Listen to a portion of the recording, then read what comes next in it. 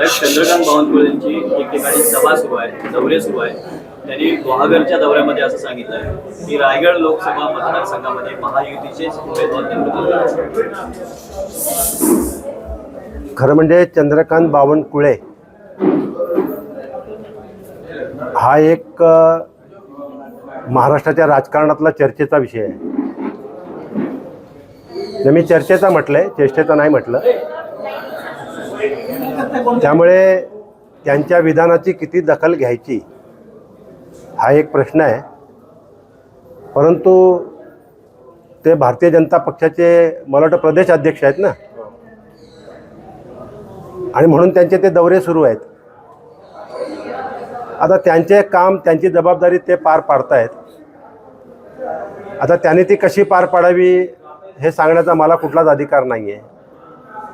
त्यामुळे त्यांच्या पक्षाचं नेतृत्व ते करतायत, त्यांची जबाबदारी ते पार पाडतायत. परंतु त्यांच्या घोषणेची दखल मी घ्यावी अशी स्थिती नाही आहे. आणि पुढचा काळ हा केवळ मीच नव्हे, तर आज मी अगदी ठासून सांगतोय की महाराष्ट्रातील जनतासुद्धा त्यांच्या कुठल्याही गोष्टीची दखल यापुढे घेणार नाही. कारण सर्व स्तरावरती सरकारला अपयश आहे आणि सर्व स्तरावरती भारतीय जनता पक्षाला सुद्धा अपयश आलेलं आहे. कारण केवळ सत्तेसाठी या महाराष्ट्राच्या सुसंस्कृत महाराष्ट्रानं यापूर्वी कधी पाहिलं नव्हतं. इतकं नीच आणि गलिच्छ राजकारण केवळ सत्तेसाठी भारतीय जनता पक्षानं केलेलं आहे. आणि त्या भारतीय जनता पक्षाचे हे बावनकुळे अध्यक्ष आहेत. त्यामुळे निश्चितच महाराष्ट्रातली जनता ही त्यांना त्यांची जागा दाखवून दिल्याशिवाय राहणार नाही. आणि म्हणून त्यापेक्षा अधिक दखल मला घ्यायची गरज वाटत नाही. साहेब, आपण स्वतः त्याच मतदारसंघातून 3 वेळा निवडून आला होता, पण आता तितकंसं आव्हान आपल्याला कितपत आव्हान असणार आहे त्या मतदारसंघात? मी थोडीशी दुरुस्ती करतो. मी या मतदारसंघातून 6 वेळा निवडून आलो. खरं म्हणजे आव्हान कालही मला नव्हतं, आजही मला आव्हान नाही आहे.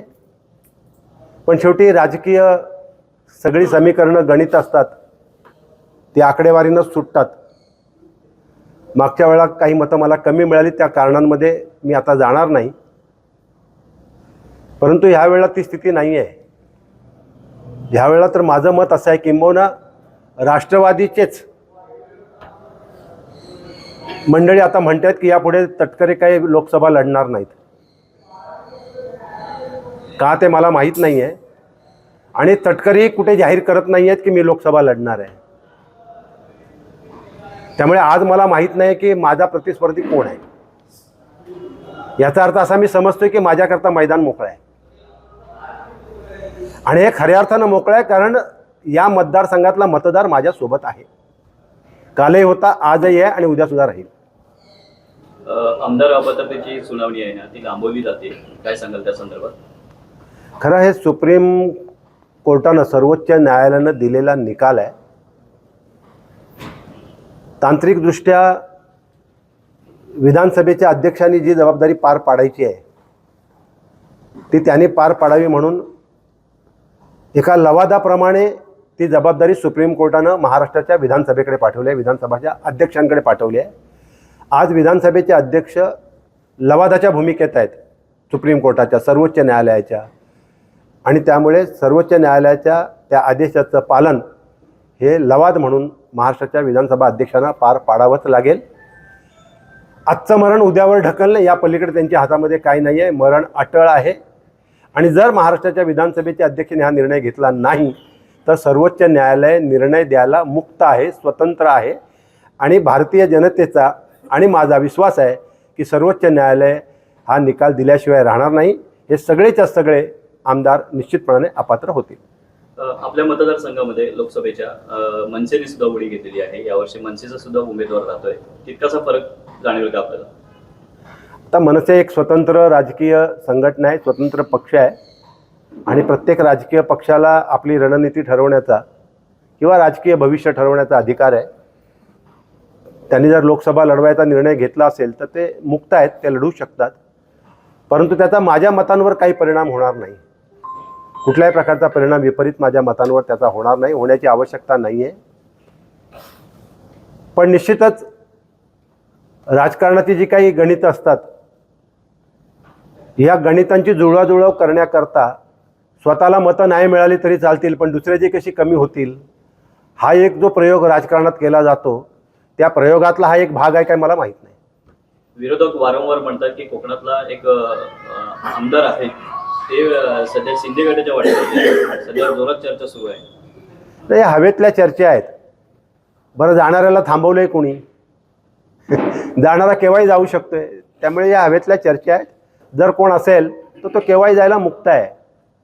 आता इतकी विचित्र वाईट अवस्था आलेली आहे की ह्या वेळेला शेजाऱ्यावर विश्वास ठेवायचा की नाही हा प्रश्न निर्माण झाला आहे. आज माझ्याबरोबर आहे तर उद्या असेल की नाही अशी परिस्थिती निर्माण झाली आहे. आणि ही दुर्दैवी स्थिती आहे. म्हणजे ही काही अभिमानाची आनंदाची गोष्ट नाही आहे. निदान महाराष्ट्रासारख्या सुसंस्कृत समृद्ध प्रगल्भ राज्याला अशी परिस्थिती निर्माण व्हावी यापेक्षा दुसरं दुर्दैव नाही. आज आपण चिपळूणमध्ये आलात पदवीधर मतदारसंघाचा आढावा घेण्यासाठी, काय सांगाल? कोकण पदवीधर मतदारसंघाच्या मतदार नोंदणीचा कार्यक्रम निवडणूक आयोगानं जाहीर केलेला आहे. 6 नोव्हेंबर ही शेवटची तारीख आहे मतदार नोंदणीची. शिवसेना पक्षप्रमुख उद्धव बाळासाहेब ठाकरे यांनी हा कोकण पदवीधर मतदारसंघातून निवडणूक लढवण्याचा निर्णय घेतलेला आहे. जेव्हा निवडणूक जाहीर होईल त्यावेळेला निश्चितपणे उमेदवारी जाहीर केला जाईल. परंतु निवडणूक लढवण्याचा निर्णय घेतला असल्यामुळे मोठ्या संख्येनं नोंदणी करण्याचे आदेश हे शिवसैनिकांना पक्षप्रमुखांनी दिलेले आहेत. त्याच अनुषंगानं हा माझा आढावा दौरा 18 तारखेपासून सुरू झाला आहे. अलिबाग विधानसभा, पेण विधानसभा, श्रीवर्धन विधानसभा, महाड विधानसभा, दापोली विधानसभा आणि आज गुहागर आणि चिपळूण विधानसभा असा 7 विधानसभा मतदारसंघाचा आढावा दौरा आज माझा पूर्ण होतो आहे. ही लोकसभा ही कोकण पदवीधर मतदारसंघ जो 5 जिल्ह्यांचा मतदारसंघ आहे, ज्यामध्ये ठाणे, पालघर, रायगड, रत्नागिरी आणि सिंधुदुर्ग या 5 जिल्ह्यांचा समावेश होतो, ज्यामध्ये 6 लोकसभा मतदारसंघ येतात आणि 36 विधानसभा मतदारसंघ येतात. या मतदारसंघात किमान 90,000 मतदारांची नोंदणी ही करण्याचा निर्धार, संकल्प हा पक्षप्रमुखांनी सोडलेला आहे आणि त्यांचा तो निर्धार पूर्ण करण्याची जबाबदारी ही शिवसैनिकांनी उचललेली आहे. आणि मला पूर्ण खात्री आहे की निश्चितपणाने 90,000पेक्षा जास्त मतदार नोंदणी या मतदारसंघातून शिवसैनिक करतील. सरकार स्थापन झाल्यापासून आपल्याला जे रायगडचं पालकमंत्रीपद आहे अजून सुद्धा त्याच्यावर वाद सुरू आहे, मिळालेलं नाही आहे, काय सांगाल? खरं म्हणजे पालकमंत्रीपद हा काही चर्चेचा किंवा वादाचा विषय होऊ नये. एक वेळ चर्चेचा वादाचा झाला तरी चालेल, पण तो थट्टेचा अजिबात होऊ नये. पण दुर्दैवानं आज रायगड पालकमंत्रीपद हा थट्टेचा विषय झाला आहे आणि या थट्टेच्या विषयात भाग घ्यायची माझी मुळीच इच्छा नाही. एबीपी माझा, उघडा डोळे बघा नीट.